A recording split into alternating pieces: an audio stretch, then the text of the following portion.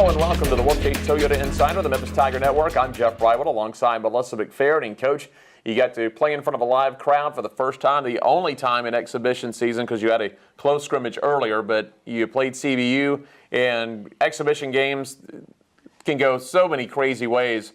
Pretty clean exhibition game for you the other day. I thought it was too, and one of the things that I was really pleased with was CBU runs a Princeton offense. We don't see that a lot, and it's a difficult prep. So I really appreciated their style of play because it gave us an opportunity to prep for something we don't see a lot. It gave our freshmen and our young kids a look at how we prep for that, and so it will really benefit us down the road. But also, I felt like we stayed in system. I felt like I saw things I recognized. Probably the one thing I would have wanted to do better was I would have wanted to defend the three-point line better. You get into these ball games sometime, if you build an early lead, teams tend to get out of the system. Let's run and gun it. Let's try to get a 25-point lead off the bat. I was really impressed that they stayed within the system. I would agree. And CBU didn't throw some challenges at us like a trapping zone or full court press, which would have given us a better opportunity to improve early in our exhibition season. But at this stage of the season, that's exactly what I told our players that we wanted to see. We wanted to see system. We wanted to see that we could stay in system against somebody else, that we had some adversity, that we could do certain things, and there's no question that we did that. And, of course, we were led by the players we would expect to be led by. But we had Cheyenne Creighton, Bria Elmore, Taylor Barnes, I thought had a good day. But to see Alyssa Dean come out and hit 3 threes and show that she's going to be really capable of playing on this level was a good thing to see. She just had to have a blast because, as we talked about in your pregame the other day, the 4 games in Spain are the only games she's played in about the last 2 or so years. That's exactly right. Maybe a AAU game or something, but games that really count on the board. It's been a while, and she showed a lot of promise a year ago, but she's matured. Her body's matured. She's matured in her mentality toward the game. She's matured in her decision making. So those 2 years didn't go without some benefit.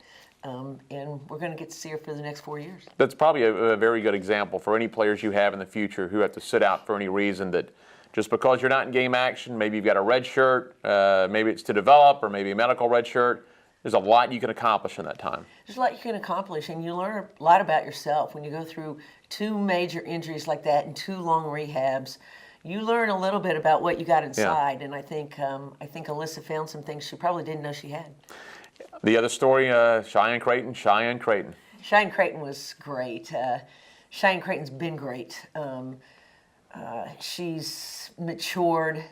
Also, her confidence level, I think, is really, really high right now, as it should be, because she's earned everything that she's gotten, and it's been on hard work and fundamentals and adding something to her game as she's gone through her career. So we're even starting to hear her voice a little bit more, which is really promising, because that's not natural for her. But Cheyenne Creighton takes a lot of pride in her game, and she likes to win. I talked to her in the post game. I think she's pretty happy this year. You've got some more size down low. She doesn't have to carry all the load. She's going to get your points, your rebounds, and the blocks, but it's always fun to have a little help down there. It's always fun to have a little help, and we do have more size.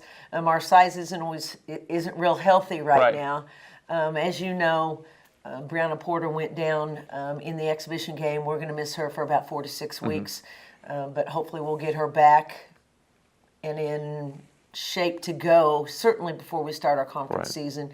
So that was a little bit of a negative that came from the exhibition game. But Jasmine James is coming along. It's been a tough transition for her with a new system and new tempo and a different level of play. But this week we've seen her more committed to the boards. We know that she can shoot a really nice mid-range jumper, and as she works her way into the system, I think she'll find ways to do that. I'm not concerned about that. And then, of course, Alana Davis. Alana Davis is a youngster. Her head's spinning right now, but there's a lot going on in that brain right now for a freshman. But we love the fact that she's got great hands. We love her mass. And I think she and Jasmine both will be able to fill in for Bird while she's gone. All right, Coach, we're playing for real this weekend, and it's a good weekend to start off how the schedule's built. You get to start out at home, then immediately back on the road, so it mimics a little bit how the conference is going to work when you have to play a few games within a short amount of time. Sure. Home against Tennessee State to start it off Friday. Absolutely, and we don't know a lot about Tennessee State. They've got a brand new coach. We haven't seen any video, but we do know from past years where she was. We have an opportunity. We know they're going to be a pressing team. We know they're going to mix up their defenses. We haven't seen that a lot. We've done that some in practice against ourselves, but we're going to have to handle the basketball. We're going to have to take care of the basketball, quality shots. And as always, rebounding has been a big focus for us. We're pretty guard dominant this year, even though we have a little bit more size. We're playing small at the 3 this year with Bria Elmore and Dominique Miller. So we've got to really focus on the boards, our entire team. But we're excited. It's time to play. We're hoping that we have Brewater Cochran back some in the near future. I don't know exactly when yet, but she's been out a couple weeks, 3 weeks I think now, but she's working her way back. She's been into practice, so that will be a welcome. That'll be a welcome sight to get a senior point guard back onto the court. But it's time to play. We know going to Little Rock will be a huge challenge. They're a physical team. They're a team that makes you score points against a very, very solid defense. They're a team that makes you rebound if you want to beat them. And we know how much Joe Foley's teams relies on fundamentals and motion offense. But it's time to play, so let's go. I was going to ask you.